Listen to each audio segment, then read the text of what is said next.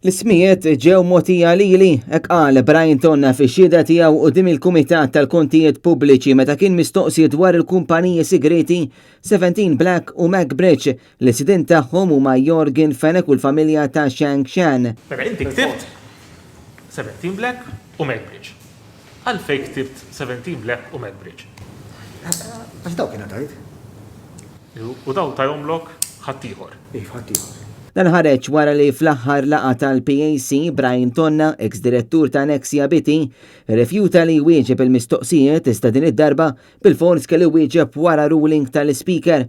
Fix-xhieda li ta' quddiem il-PAC, Brian Tonna konferma hu stess li ma kellu ebda esperjenza fi proġetti bħal dak tal-elettrogas. Biex nirrispondi, ma kellek f'dal kobor ta' Għad-domandi ta' Beppe Fenech Adami, Karla Aquilina u Ryan Kallus, Brian Tonna repeta numru ta' drabi li ma jiftakarx x'ġara 6 snin ilu. Ma niftakarx x'ġara 6 snin ilu. Ma niftakarx. 5 snin ma niftakarx.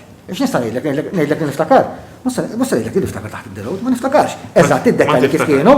Meta mistoqsi jekk għamel xogħol għall-eks deputat mexxej Laburista u eks Ministru Laburista Konrad Mizzi, Brian Tonna wieġeb li ġieli ħadem xi xogħol għal Konrad Mizzi u ammetta li kienu li introduċa għal Konrad Mizzi mal-kumpanija tal-Panama Mossak Fonseca. Flow servizz finanzjarju tajtu kien meta introduċejtu ma' Mossak Fonseca. Meta introduċejtu. Inti introduċejtu il-Konrad Mizzi ma' Mossak Fonseca. Public domain ried li kollu għax hekk bidiet dik kif dejjem spjegajt. Trust biex jorganizza l-affarijiet tiegħu tal-familja. Bi Brian Tonna jgħid li ma jridx jagħti lista sħiħa tal-kuntratti li ħa taħt gvern Laburista, iżda tant meta ġie mistoqsi dwar ix-xogħol li għamel fuq il-mod kif kellu jiġi finanzjat dan il-proġett, Brian Tonna stqar li xogħlu kien biss ta' inputting.